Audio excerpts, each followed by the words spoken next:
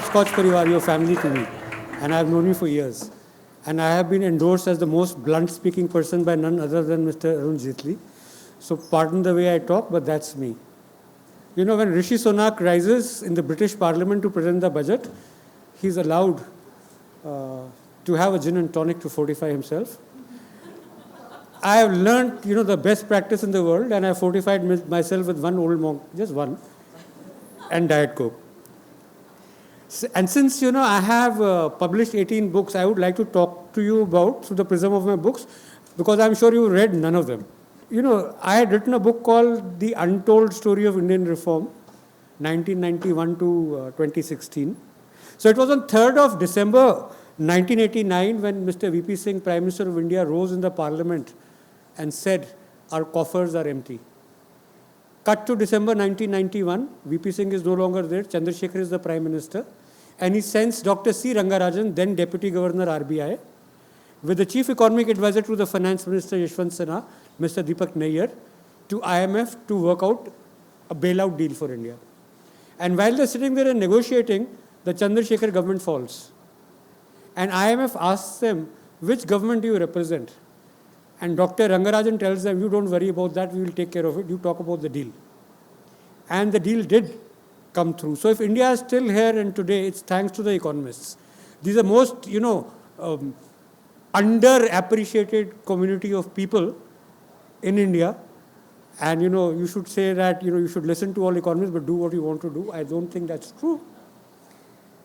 Economists have a very important role to play.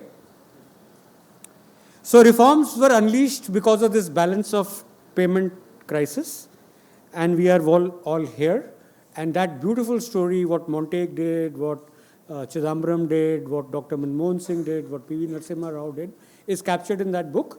And if you are intrigued enough, buy it, it's available online. Then we had the Mumbai attacks in 2611.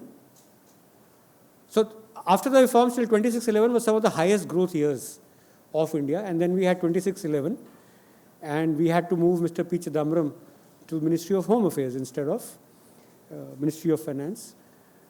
I have no political affiliations, and I have no reluctance in saying that from there on till he came back to the Ministry of Finance was the darkest period of Ministry of Finance.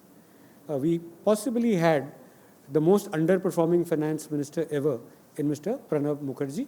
By the time he came back in July 2012, Mr. Chidambaram came back, it was too late to do anything about the economy, and the stage was set for Prime Minister Modi to come in.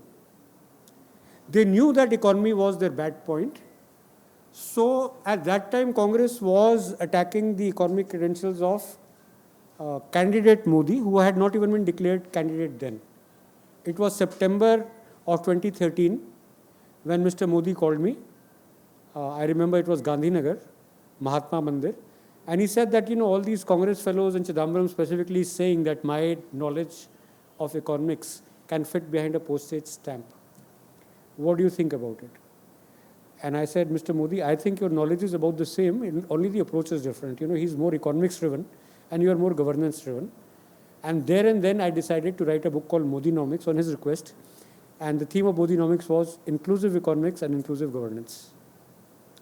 And it talked about the Gujarat model and how economics and governance worked together to bring about the miracle that was Gujarat at that point in time. No one questioned his economic credentials for several years after that.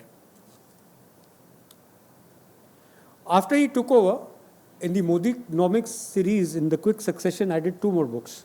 First was Modinomics, which was about the Gujarat model and how he used governance and economics together to make Gujarat a star state. And it was a star state even as per our ratings based on outcomes because of the projects we had studied.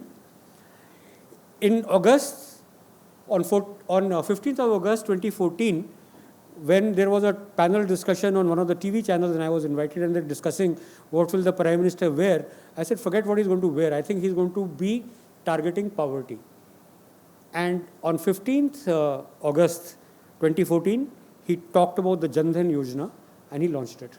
In September 2014, which was a month after he announced the Jan Dhan Yojana, I came out with a book, number 2 book in the Modinomics series. It was called Defeating Poverty, Jan Dhan and Beyond, which laid out the entire roadmap of where Jan Dhan ought to go, whether it's DBT, whether it's JAM Trinity, whether it's focusing on loans to MSMEs through Mudra Yojana, whether it's targeting women beneficiaries.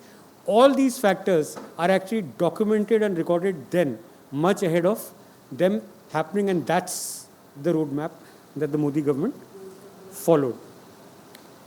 In early 2015, I came out with the third book in the series, which was called Digital India, Developed India. It was an edited volume, and it had a lot of recommendations, including the JAM, the direct benefit transfer, and it kind of laid the roadmap for how Digital India panned out from 2015 to 2019.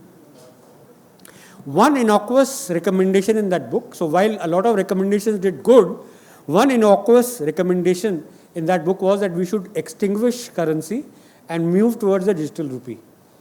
What I meant was a CBDC, a central bank-given digital currency. What it got translated, I don't claim responsibility for it at all, was demonetization.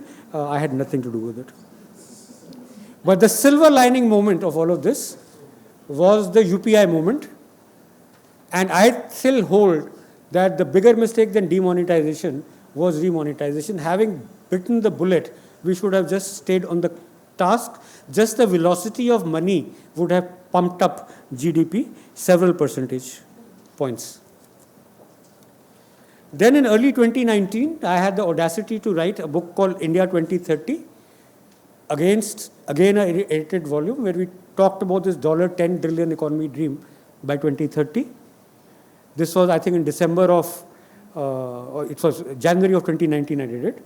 Mr. Jaitley immediately picked up the theme, and in his February budget, his entire budget was on 10 trillion economy by 2030. Now Modi ji wants to do things in a hurry, so when he did the actual budget, because 2019 was an interim budget, he said 5 trillion by 2024. Well, we all know that COVID happened and there was an aftermath, and all that is not happening. And that has been the focus of discussion.